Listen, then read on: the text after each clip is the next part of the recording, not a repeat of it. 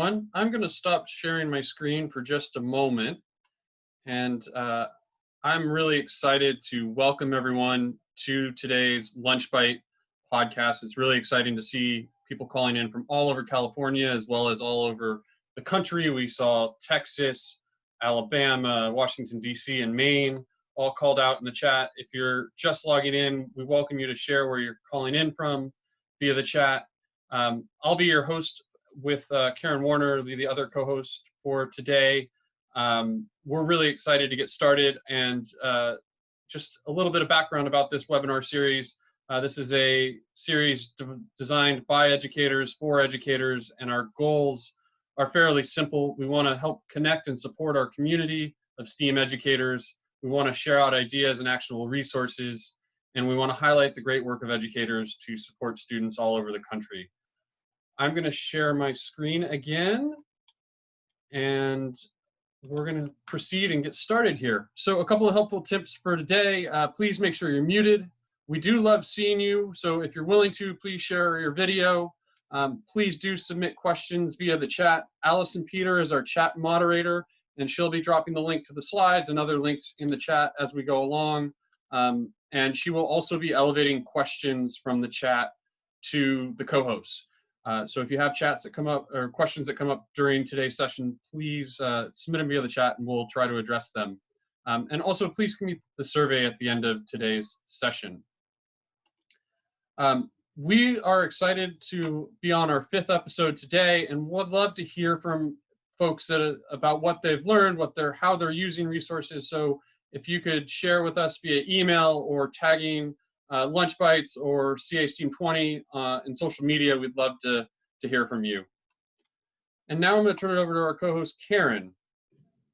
Welcome, everyone. It's so great to see all of you as I'm scrolling through. I'm really grateful that you're all here.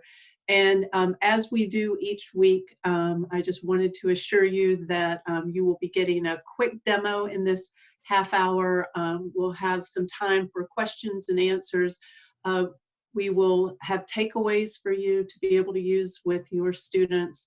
There will be templates and some curated resources. So it's a lot to accomplish in 30 minutes, but we're going to do it. Last week we had a guest speaker, Kelly Ellis, who really led us through. We had an observation time where we went outside and people put into the chat, entered in the things that they were seeing outside. And there were, as I was going through the chat and looking, I saw people said they saw coyotes and birds on a wire, rose bushes, bunnies. And so the same thing today, we really are looking for you to, this to be interactive. So we'll be asking you to put some things in the chat. So please feel free to share out that way. So to kick this off, we are going to have a poll, and in just full disclosure, we've never done a poll before in our Lunch Bite, so you're learning right along with us. So if you would, look at the this opening poll and the question about where are you right now in remote science instruction, and we'll share the results. And as you're taking this poll, I would like to introduce our guest speaker today. Claudio Vargas is joining us. He is an educator in Oakland, California, and he's also an educational consultant at Scilingual. So he's going to be really helping us build on last week with language structures. And I appreciate all the people I see participating in the poll now. So we'll give you just a little bit more time for that. And then I will turn this over to Claudio. Thank you. Yes, I'm going to stop sharing my screen now and leave the poll open for just another couple of seconds here. But Claudio, you can take over in just a moment. Okay, I'm going to stop the poll and then share out the results.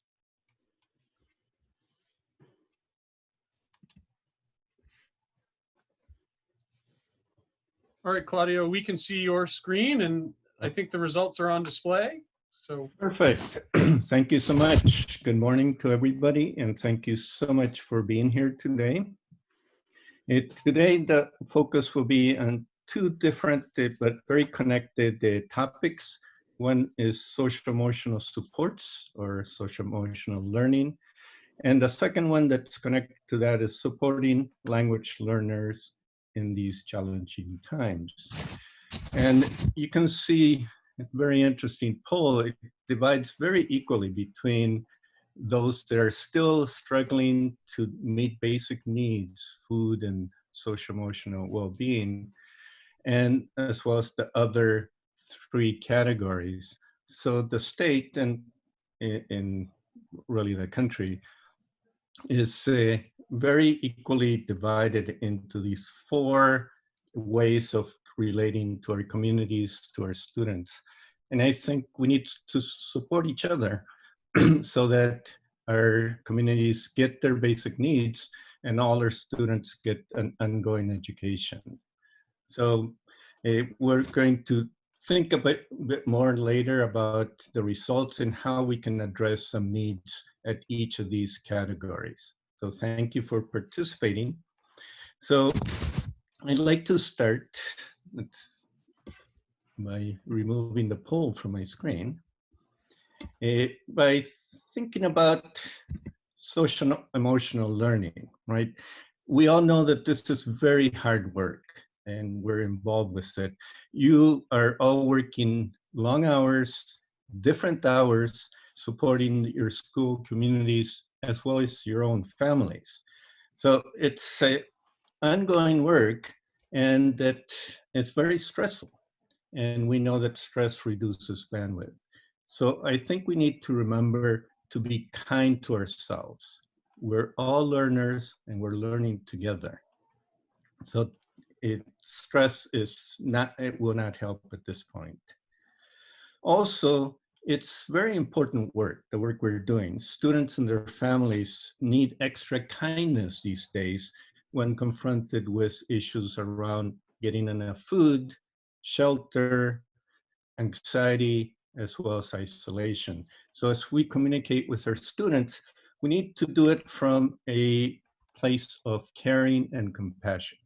I know you do this already, but just to keep that always in the forefront of your mind.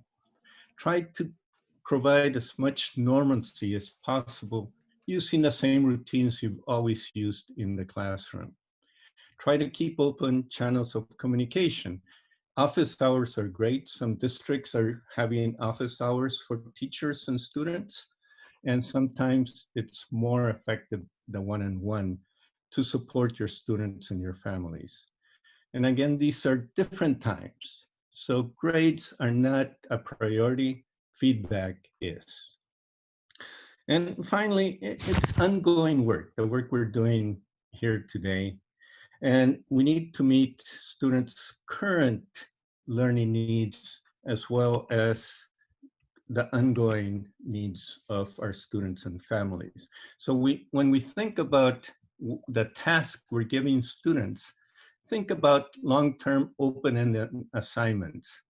And in part where students can express what they're feeling, either orally and in writing, as well as what they're learning. Also provide multilingual prompts so families can be part of the conversation and they can learn what their students, what their kids are feeling, as well as what they're learning.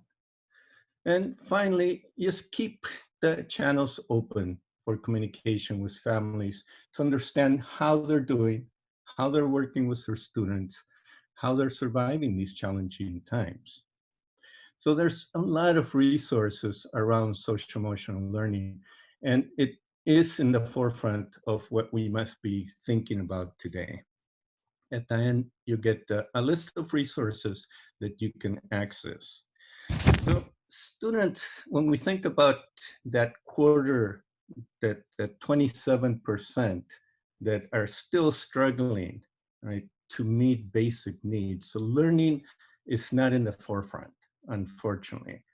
And many of our at the margin students are there, and many are language learners.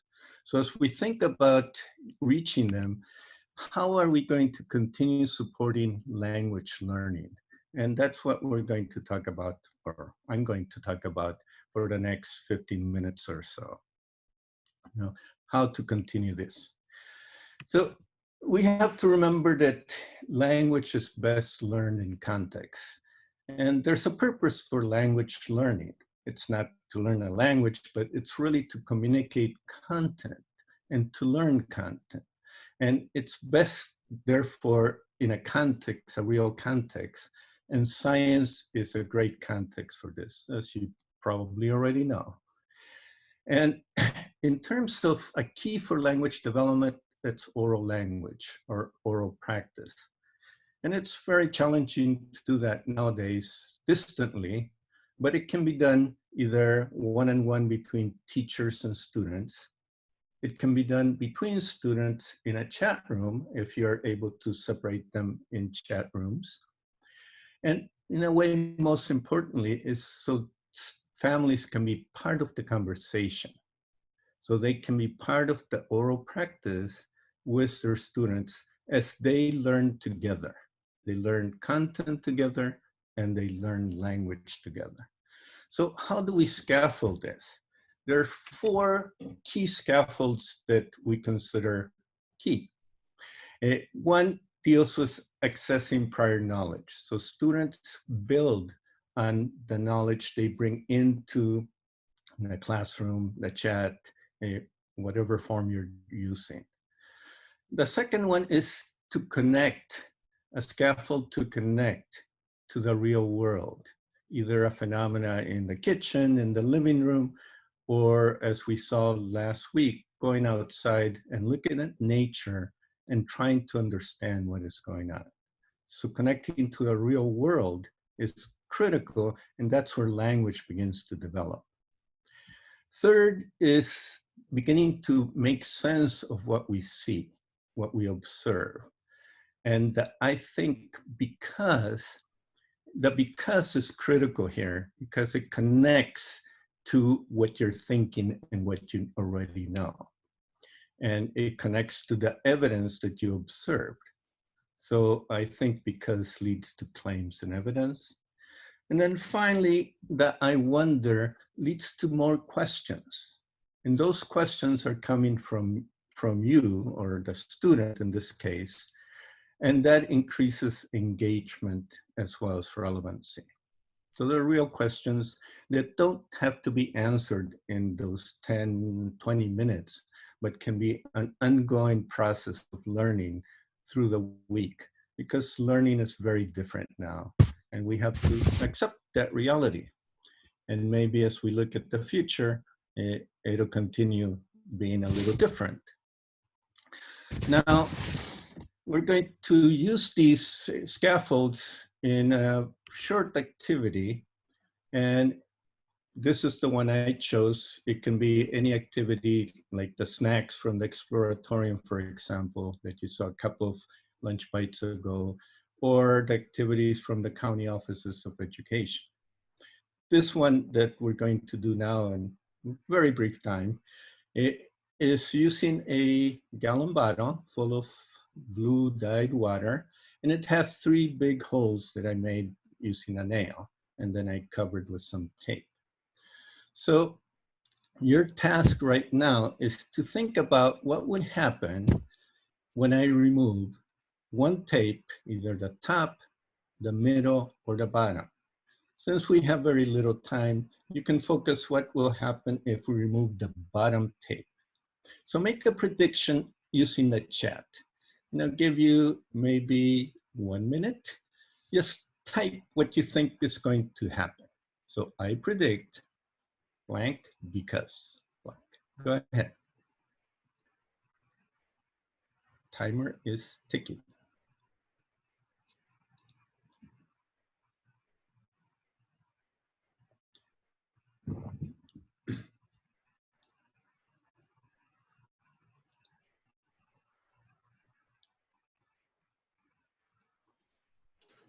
We're seeing a couple of predictions for water to come out.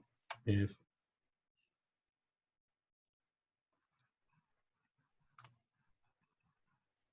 could you read some of the predictions? Sure. I have a prediction that 3/4 of the water will come out. They're going pretty quick, but most of the predictions are that water is going to come out one of the holes. And we have one that says, I don't think water is going to come out because there's no air hole. Ah. All right, we got 2 more seconds. 1 more second. There was somebody who predicted that the water would stay in. All right, so either the water is going to come out or the water will stay in. Those can go either way, right? But it can only go one way because physics so determines that. So let's look at this. Be ready with your notebook, science notebook, or a sheet of paper. Just jot down observations. And I'm going to be removing one tape at a time, and then putting it back, removing the other one. And here we go. What did you observe there?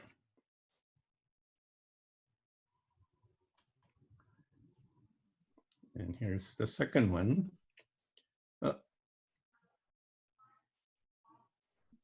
What did you observe there?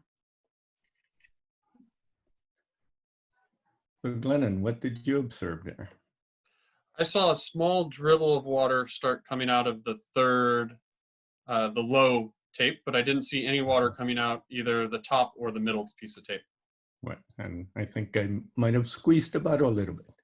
So, so let's get more information from this system so we can begin to make sense of what is going on. So the next prediction has to deal with what happens if I remove all 3 tapes. So all 3 holes will be open. So again, I'll give you a minute to write in the chat what will happen when all 3 tapes, what you predict will happen when all 3 tapes are removed. So go ahead.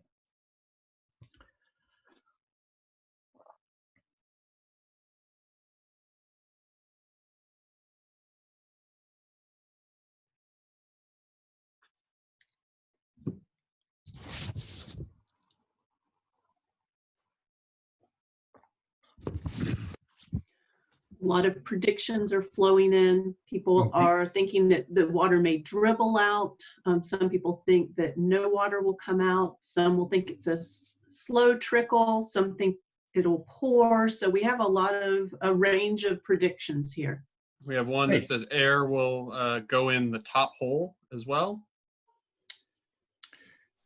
All right, all right. Mm-hmm. So you're using your prior knowledge, right? Your experience to be able to determine what's happening here. So you're connecting, you're making those connections in your brain from this experience. And I have not told you anything about what might happen. It's you that are really struggling. It's called productive struggle. Try to figure out what's going to happen. Let's see what happens. There goes. Nothing happened just as before.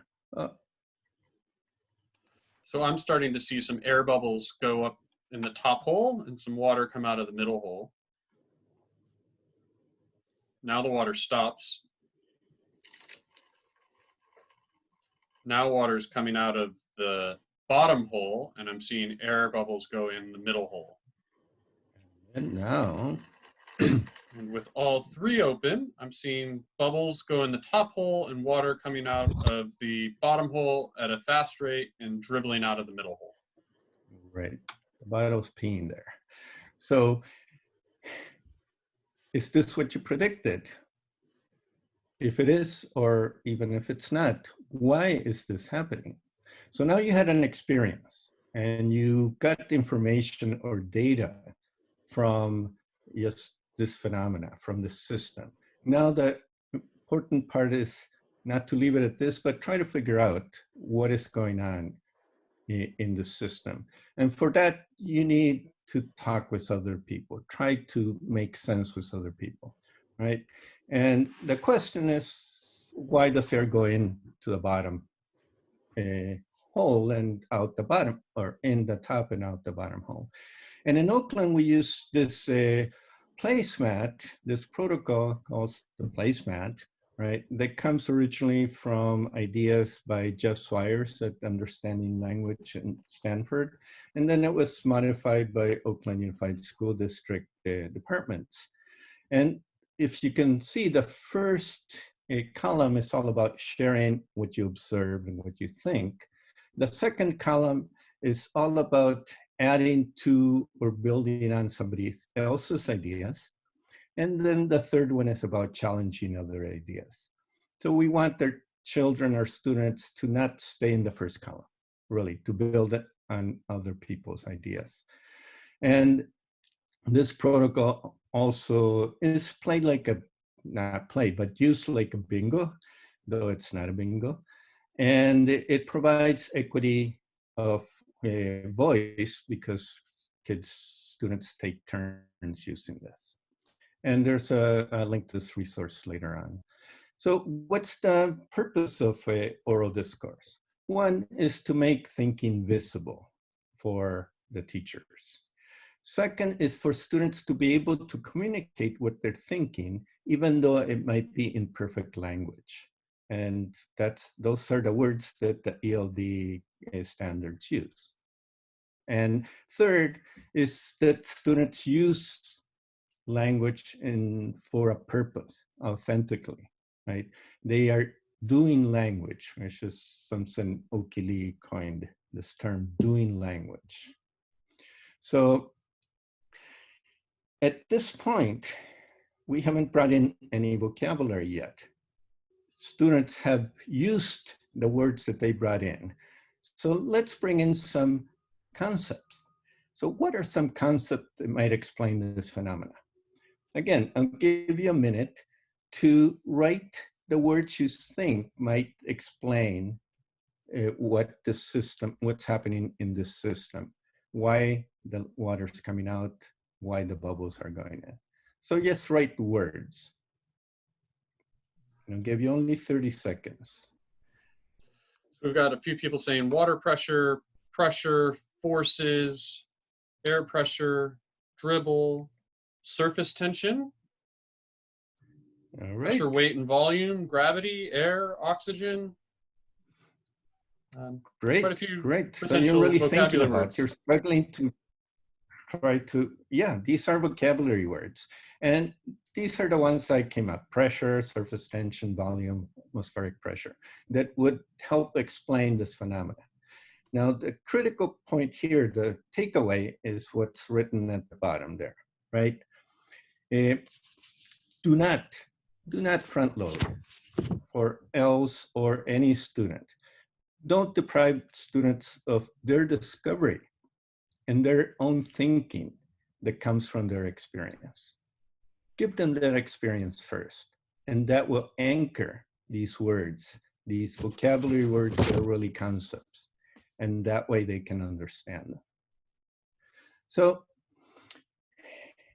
the last piece here, we usually would not do this in 10 minutes, but this will give you an idea of a learning sequence. And this learning sequence is the way you can teach any student, not just language learners. Now, of course, it's not a linear, it's much messier than this, but these are the steps that you have to think about in terms of what comes first. So we start with doing science, the practice of science, the act of investigation. Then we write in our science notebooks, a critical tool for science instruction, observations, which really are data.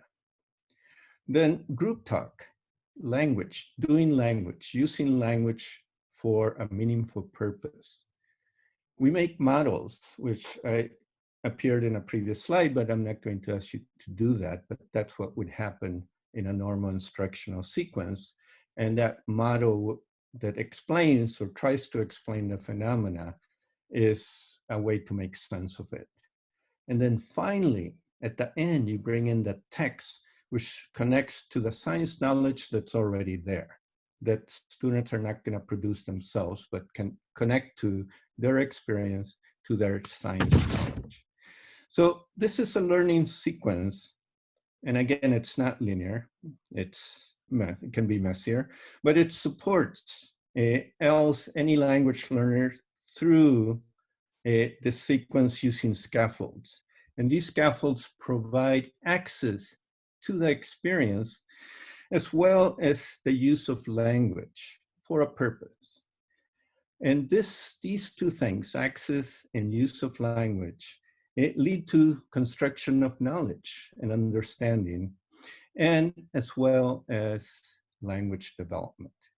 So as you think about this, the work you're doing with students at home, give them these scaffolds, these supports, in order that they can construct their own knowledge and they can use their own language as they're going through these activities. So that's what I have for you today. I appreciate you being here, and I hope this helps you with the work you're doing. So thank you very much. Thank you so much, Claudio. Do you want to talk a little bit about the resources you've linked at the end of your slides? And I'm going to throw it out to the crowd if there's any questions that they have to share those with us. Claudio is going to share his resources, and then we have a couple of closing comments after that. Sure. I'll go very quickly since we have 4 minutes left here. The first one here, El coronavirus explicado por una niña de 4 años. It's a 4-year-old from Puerto Rico that talks about what coronavirus is. It's amazing. It's really endearing, and I would suggest everybody look at it, and even if you don't know Spanish. CASO and Transforming Education are two organizations that really focus on SEL. And CASO, it's a little older organization, that they're both very good. And then the Understood gives very concrete ways to bring emotional learning through games to students.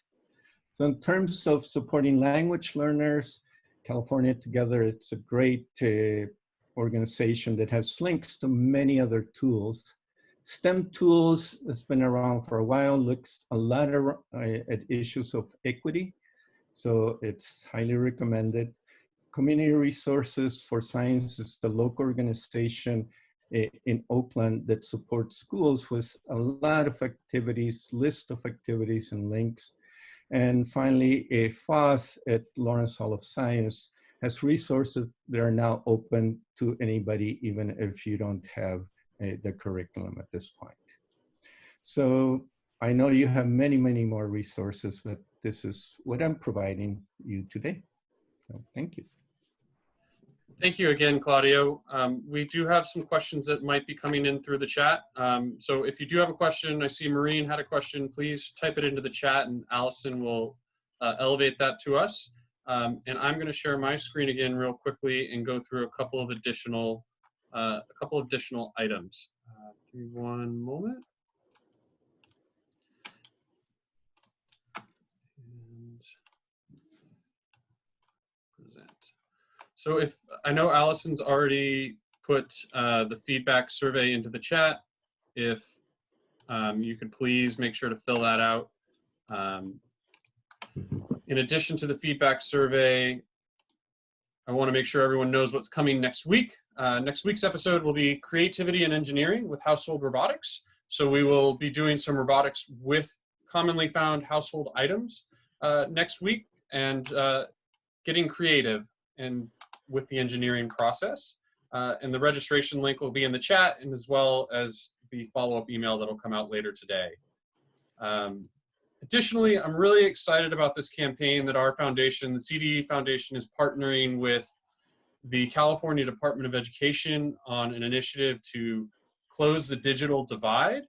And we welcome individual donations, but more importantly, if you can help support this by getting the word out to others, that would be greatly appreciated. These resources will be used to make internet access available, as well as devices available to students who do not currently have access. And devices for teachers as well, Glennon. Okay, excellent. One of the things that we've heard over and over again in the chat is that people are curious about the links that are shared in the chat, we have started curating the chat and putting it into the end of the slide deck. It takes us a little bit of time, but for last episode, we took these resources and put them in the chat at the end of the slide deck.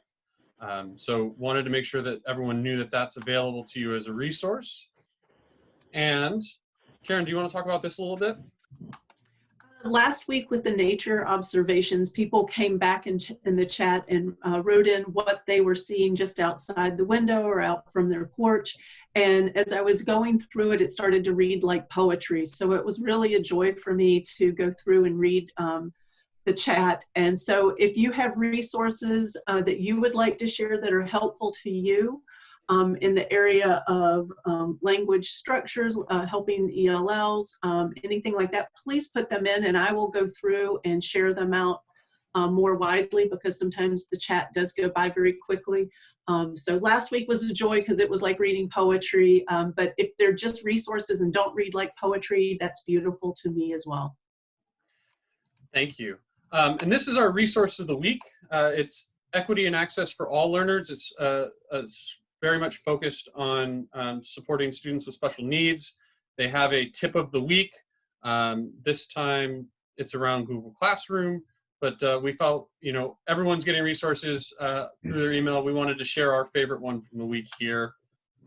And again, as I said earlier, we want to hear from you, whether it's in our survey, it's in an email in response to one of our emails, or if you want to hit us up on social media, please tag Lunch Bites and CA STEAM 20 with an example of student work, an example of a lesson that you've made, an example of how you've used one of these Lunch Bite resources. We'd love to hear from you.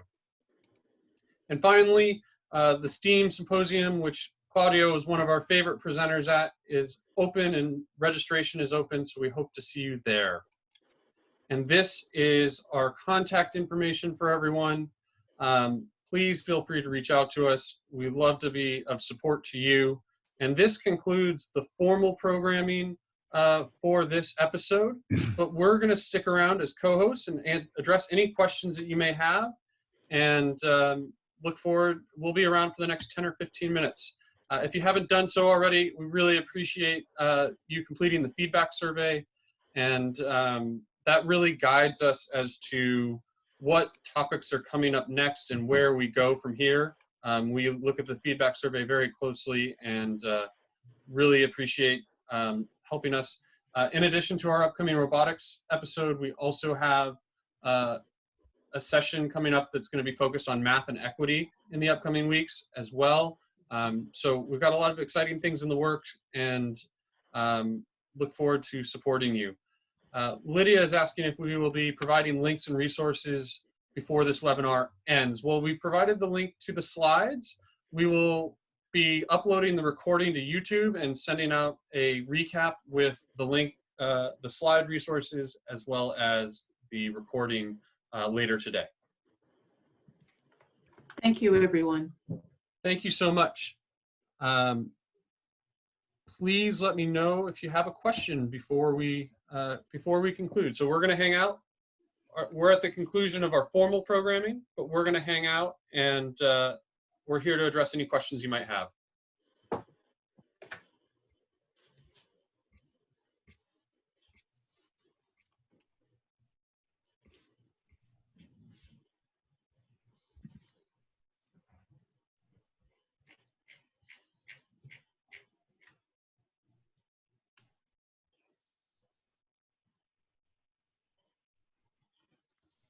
Claudio, I'm just going to share one of my favorite things that I saw in the chat.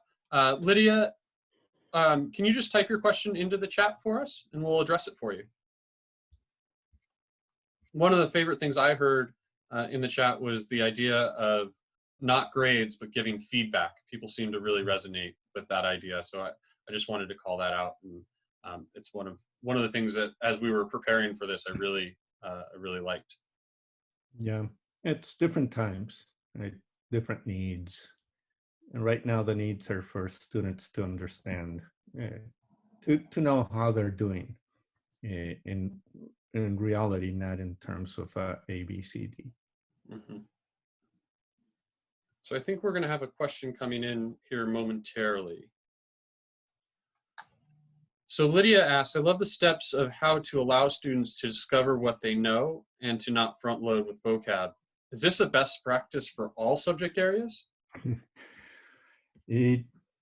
Well, subject areas are different. In general, yes, this is the best practice for everything. To be able to really predict and then have the experience and then think about it and go through this productive struggle, right? Instead of giving away the discovery before it starts. Science is special in that you can ask nature for more information. You can interact with reality and get more information. So if you're given the answers before you start, then there is no discovery. So. And I'll add, Claudio, that I've seen this productive struggle in a lot of subject areas, not just science. I've seen it in math, for example, with identifying patterns or creating patterns or sorting and grouping things. So doing the sorting and grouping before calling it a specific term. And so I think it can be done in a lot of subject areas. But as you point out, science is unique in that we can go to the world for more observation or more information. Right, right. And I did borrow the term from math. That's where it's yeah. So while we're waiting, just I think I mentioned that I would talk about why I have this in the back here. Yeah, go for it. And for others that are still on the line, we'll address any questions that you have. If you have a question, please submit it via the chat. Claudio is going to talk a little bit about his Zoom background with us over the next minute or two, but please submit any questions via the chat. And if we don't get any additional questions, we'll conclude here in just a couple of minutes. So go ahead, Claudio. Sure. So these are 3 posters that you can get from FOSWeb. They're free and you can download them. And I can also put them as a link so you can access them easily. And of course, they have them in English as well. And there is support scaffolds for academic discourse in science. And they're used during science talk. And I put them there because the pictures you see are pictures from students from Oakland Unified School District, from the classroom of one of our teachers at the time, and then they were rendered and illustrated, but they're real students. And the teacher whose class this was is now the STEM coordinator for Oakland Unified School District, from Brenda Tui. So they have a very special place in my heart. That's why I have them back there, besides that they're very useful. Thanks for sharing. So we've got a couple of additional questions. One about the resources. Yes, the resources will all be posted on steamcalifornia.org, and we'll send an email recap. I see somebody, Josefina, is making a comment about how about art? That is another way to express ourselves. And so we talked about it in the last episode about scientific drawings and so forth. Do you want to address art a little bit, Claudio, as a means for communication? Well, in science, it would be technical drawing that is really, that's not the same as art, right? Not in terms of creativity. It's really being able to capture what you're really seeing in nature, right? And using that to understand nature. And art can be used the same way. Excellent. A clarifying question coming up is there a point in the lesson where we do provide critical information if students do not identify concepts or similar metaphors? Okay. So Lydia Martinez is asking this question in the chat, so I'll repeat it. Is there a point in a lesson or in the lesson where we do provide critical information if students do not identify concepts such as simile and metaphors? Mm-hmm. Well, you can use simile and metaphors. Those are really useful ways to use language for understanding. The point or the place in which you provide those concepts are after you exhaust everything that students bring in themselves. So they share what they know, they share their prior experience, they share what they're thinking through their current experience in the classroom. And at that point, then you can provide concepts that are already known, like pressure, surface tension, et cetera, that relate or explain this phenomena. And because they saw these concepts in action, it's much more accessible. So that's where the reading comes in, right? That's where the lecture from a teacher might come in. That's where a diagram that the teacher does comes in, that connects the student's experience and what they brought in to the knowledge that already exists. Thank you, Claudio. And thank you, Lydia, for that great question. I'm going to do a last call for questions now. And Allison, if you could drop in the feedback survey into the chat for our final round. And Claudio, one person asked where you got the posters. They didn't hear where you got the posters. Oh, they come if you go to fossweb.com. And that's FOSS? Yes. Web.com? Correct. Okay. And it's one of the links, the last link in the last slide for resources for ELs. Excellent. So the FOSS web is included in the slide deck as well. A question coming in from Tara Clapham. Claudio, do you have a collection of experiments that are easy to do using household objects, especially ones that would most likely be accessible to marginalized students or families? While you think about that, I'm going to jump in with a little bit of a response myself. Okay. Tara, we had the Exploratorium on a couple episodes ago, and they have a whole series of simple, easy to do experiments called Science Snacks. And in the episode, you'll get a demo of 4 or 5 activities that were done with very accessible household items. We did one as a whole group that was with a sheet of paper and your hand. And there are a couple of others that are that simple. So that's one resource, but Claudio, if you have others, I'd be happy to hear it. There's, yeah, the Exploratorium is great. The snacks are great. The Community Resources for Science has also a list, and that's in the list of resources in the PowerPoint or Google Slides. The Academy of Sciences has that as well. So I would just point you towards those resources. Excellent. I'm going to grab the link. I've seen a request for the link for the Exploratorium. So you can access the recording at steamcalifornia.org. And if you're looking for the Exploratorium itself, here's a link directly to the Exploratorium Science Snacks. Okay, we have time for one more question if anyone has one. Otherwise, we're going to conclude this episode.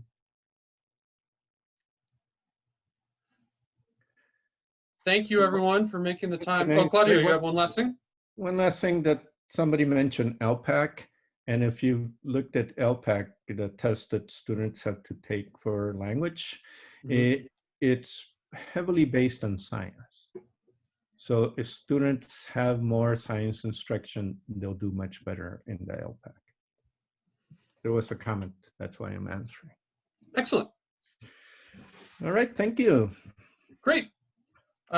We will be concluding now, and the link for the most accessible experiments, I would recommend watching the Exploratorium episode or looking at the slides from the Exploratorium episode of Lunch Bites. And you can find those on steamcalifornia.org. At this point, we're going to conclude this meeting. Thank you so much, everyone, for joining us, for engaging so much in the chat. It was fun to try and keep up with everyone in the chat today. And we look forward to seeing you again next week, and hope you have a great rest of your day and go enjoy the rest of your lunch. Take care.